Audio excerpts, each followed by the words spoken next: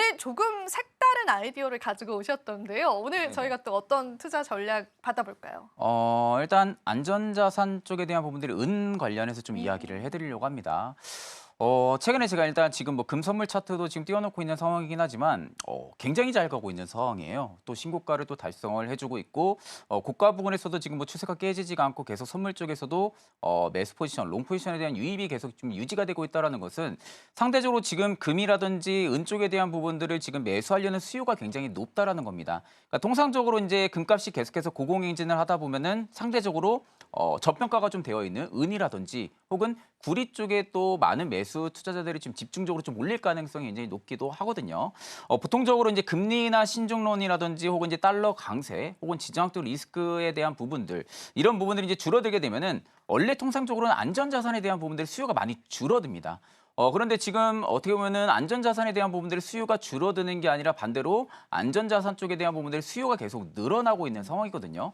그렇다라는 것은 일단은 제가 보기에는 트럼프 대통령의 관세에 영향을 받는 것 같아요. 일단 이제 관세 위협이 계속되고 있는 상황이다 보니까 글로벌 경제 쪽에 대한 부분들의 불확실성 리스크인 거죠. 불확실성 리스크가 계속 불거지고 있는 상황이다 보니까 많은 사람들이 금을 사야 돼. 혹은 이제 현물로 어떤 이제 안전자산에 대한 부분들을 계속해서 지금 매수하는 포지션을 좀 잡고 있는 부분들이 아닌가 싶습니다. 제가 이제 저번 주에도 이제 금거래소에도 한번 전화를 해보니까 금을 못 사더라고요. 지금.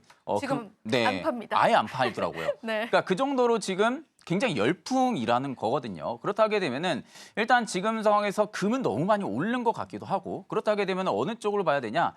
은 쪽을 조금 더 같이 집중 보자. 해야 되지 않을까 싶습니다. 일단은 금이 추세를 깨지 않는 선에서는 은도 추세를 깨지 않고 계속 올라갈 가능성이 굉장히 높거든요. 그럼 상대적으로 금값이 지금 부담감을 느끼는 투자자들 같은 경우는 이 수급이 은으로 몰릴 가능성이 높다라는 거죠. 오히려 금이 지금 사상 최고치를 계속 갱신하는데 은 같은 경우는 사상 최고치가 아니라 지금 계속해서 바닥에서 올라와주고 있는 상황이고 그렇다 하게 되면 결국에는 저평가가 굉장히 많이 되어 있다는 심리가 계속 머릿속에 들어올 가능성이 높겠죠. 그렇다 하게 되면 결국에는 롱 포지션에 대한 유입이 금이 아니라 은 쪽으로 좀 몰릴 가능성이 높다라는 것을 좀 우리가 유념을 해서 좀 봐야 되지 않을까라고 좀 생각이 듭니다. 그렇기 때문에 오히려 저는 뭐 은이라든지 구리 같은 경우도 기금속 수요도 있기는 하지만 오히려 산업 쪽에 대한 수요도 분명히 높이고 있는 또 하나의 수단이거든요. 그렇기 때문에 저는 오히려 금을 가지고 있는 부분들이 아니다라고 하게 되면 은 쪽도 이제는 조금은 주목을 해보셔도 나쁘지 않다고 보고 있는 상황입니다. 사실 우리가 지금 현물로 금 투자를 하려고 해도 금이 없습니다, 여러분. 그 콩알금이다라고 해서 작은 금도 안 판다고 해요. 그래서 많은 분들께서 다른 투자처를 찾는 것 같은데 실제로 은에 관한 이야기들도 시장에서 계속 나와주고 있어요. 은 투자 같은 경우에도 많은 분들이 하고 있다라고 들었는데 그게 수치적으로도 집계가 되던가요? 일단 이제 은 같은 경우는 상대적으로 지금 금보다는 매력이 많이 떨어져요. 일단은 금에 대한 부분들이 계속해서 선물 가격이 위로 올라가지고 있는 상황이고 사상 최고치를 계속 갱신하고 있는 상황이다 보니까 많은 투자자분들 같은 경우가 아직까지는 은보다는 금 쪽의 수요가 좀 많이 몰리거든요. 근데 이제 최근에 지금 어떻게 보면 선물 상품 거래소에 놓고 보게 되면은 은 쪽에 대한 거래량이 많이 올라와주고 있는 상황이더라고요. 은 쪽에 대한 거래량이 많이 올라와 준다라는 것은 상대적으로 일전에는 없었던 은 쪽에 대한 부분들의 롱 포지션에 대한 부분들의 수요가 계속 늘어나고 있다는 겁니다. 그렇다는 것은 지금 계속해서 안전자산 수요가 늘어나고 있는 상황에서 어떻게 보면은 해칭 수단으로 많은 좀 매수를 잡았던 또 어떻게 보면 안전자산인데 지금 어떻게 보면 반대로 움직이고 있는 상황이잖아요. 반대로 움직이는 상황에서는 금은 잡기는 부담스럽고 그러니까 결국에는 은이라든지 혹은 구리, 광물 쪽이 좀 많이 몰리는 겁니다. 그렇기 때문에 저는 오히려 은 쪽도 어떻게 보면 좀 나쁘지 않다고 보고 있는 상황이고 은 쪽의 거래량이 늘어나고 있기 때문에 그렇기 때문에 저는 상대적으로 금보다는 지금 상황에서는 은이 조금 더 매력도가 높지 않을까 보고 있는 상황입니다. 네, 사실 저희가 미국 상품 거래소에 따르면은 18일 현지 시간 기준으로 금 가격이 온스당 2,949달러 선까지 올라섰다라고 해요. 해외 IB들은 3,000달러를 넘어설 것이라는 전망도 내다보고 있는데 실제로 우리가 실물 금을 매입을 할 수는 없지만 이렇게 선물 투자를 통해서는 금 투자가 가능한 것으로 알고 있는데요. 그거는 이제 투자자분들께서 접근하기엔 좀 어려우시겠죠? 사실 이제 선물 쪽으로 접근하시는 분들은 거의 없어요. 선물 쪽으로 접근하는 분들은 거의 없고 대부분 트레이더 쪽이 좀 어떻게 보면은 상품 거래소 쪽에 대한 부분들을 좀 많이 매수 혹은 롱 포지션을 좀 많이 잡는데 일단 저는 뭐 지금 상황에서 금이라든지 은 쪽에 대한 부분들을 내가 현물로 좀 구하지 못하고 있는 상황이라 하게 되면은 사실 일단 저는 선물 쪽에 대한 부분들의 접근도 용이하다고는 보고 있지만 선물이 조금은 리스크가 있습니다. 일단 이제 보통 내가 확실하게 어떻게 보면 기술 쪽에 대한 부분들의 분석이라든지 관점이 명확하지 않다라고 하게 되면은 선물은 조금 위험하다라고 좀 말씀을 드리고 싶고요. 그렇다고 당장 지금 뭐 금이 막 올라가니까 선물로라도 좀 사야겠다라고 싶어가지고 접근하는 것은 절대 저는 비추천 좀 말씀을 드리고 오히려 저는 조금 더 기다렸다가 지금 뭐 은은 모르겠어요. 금은 지금 매진이 돼가지고 못 사는데 은 쪽은 제가 아직 확인은 안 해봤거든요. 만약에 은 쪽에 대한 부분들의 현물에 대한 부분들을 구할 수 있다라고 하게 되면은 저는 오히려 은 같은 경우도 계속해서 좀 모아가는 현물로 그런 식의 좀 투자가 조금은 올바르지 않을까라고 보고 있는 상황입니다. 사실 금에 관한 투자가 다른 원자재 쪽으로의 시선까지도 이끌었다라고 해도 과언이 아니겠죠.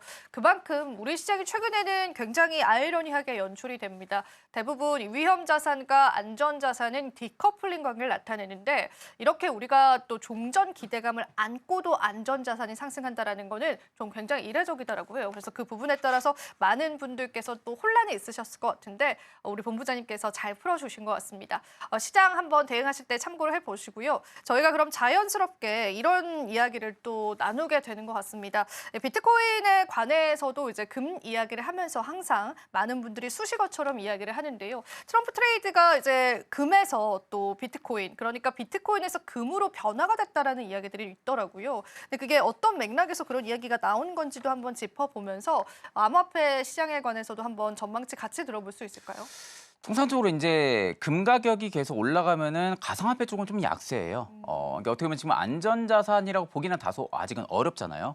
아직까지는 안전자산이라고 보기는 다소 어려운 게 또 코인 밸류체인 쪽이다 보니까 여전히 금 가격에 대한 부분들의 수요가 몰린다 하게 되면 당연히 암호화폐 쪽에 대한 부분들의 투심은 좀 죽기 마련이고 다만 이제 반대로 우리가 생각을 해야 되는 것은 지금 최근에 비트코인도 조정이 좀 잘 나와주고 있는 상황에서는 결국엔 우리가 생각했던 정책 모션이 없었던 거죠. 그러니까 트럼프 이기 행정부가 출범을 하고 나서 그 전에 있었던 그 공약에 대한 부분들을 이야기는 꺼내요. 이야기는 꺼내지만 우리가 알고 있는 내용들만 계속 뒤풀이가 하는 겁니다. 그러니까 계속해서 이 부분에 리사이클링이 돌고 있는 상황이다 보니까 결국 이제 암호화폐에 대한 부분들의 우려감 혹은 실망 매물들이 계속 좀 출회를 해주고 있는데 반대로 이건 통상적으로 생각을 하게 되면은 최근에 좀 ETF 자금은 또 많이 다시 또 올라와주고 있는 상황이더라고요. 또 이제 각 기업별에서도 어떻게 보면은 비트코인에 대한 부분들을 매수 포지션을 잡고 계속해서 축적을 늘려나가는 기업들도 굉장히 많은 상황이고 그렇다게 되면 통상적으로 지금이 조정이 오히려 저는 거의 대부분 나오지 않았을까라고도 좀 개인적으로 많이 생각을 하고 있거든요.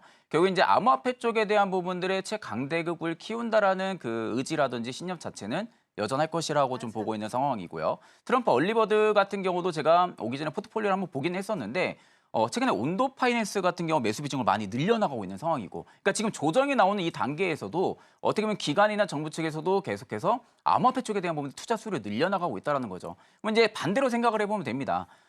미국 쪽에서 암호화폐 최강대국을 키운다고 하는데 지금 가격이 너무 비싸요. 가격이 비싸면은 이걸 어떻게 보면은 지금 매수하기에도 분명히 부담감은 우리만 아니라 기관 쪽에서 분명히 있을 것이고 그렇다 하게 되면 결국 지금 가격이 계속해서 조정 레벨 다운인 현상들이 일어나면서 가격이 조금씩 빠지고 있다라고 하게 되면은 언제든지 매력적으로 느끼고 들어와 줄 수 있는 그런 구간대는 계속 형성을 해주고 있다라는 거죠. 그러니까 지금 어떻게 보면 ETF가 지금 되고 나서부터 비트코인의 성격을 놓고 보면은 옛날에 조정이 나와주게 되면 정말 가파르게 나왔어요. 조정 사이클에 들어와주게 되면. 근데 최근에 보시면 지금 어떻게 보면은 상승장 속에 대한 부분들의 조정이 나와주고 있는데 그 조정에 대한 폭이 크지가 않습니다.